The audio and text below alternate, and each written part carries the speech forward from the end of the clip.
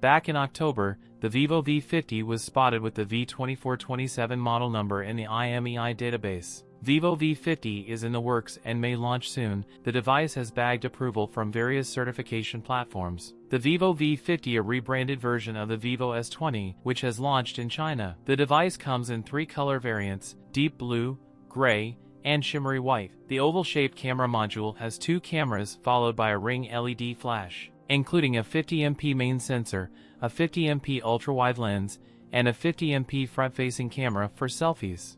The phone features a 6.67-inch FHD plus AMOLED display with a smooth 120Hz refresh rate. The Snapdragon 7 Gen 3 power the device, paired with up to 12GB of RAM and 512GB of storage. The device runs FunTouch OS 15, based on Android 15. Device come with a larger 6500 mAh battery with 90W fast charging support. That's it for today's video. If you enjoyed it, don't forget to like, comment, and subscribe for more content. Thanks for watching, and I'll see you in the next one.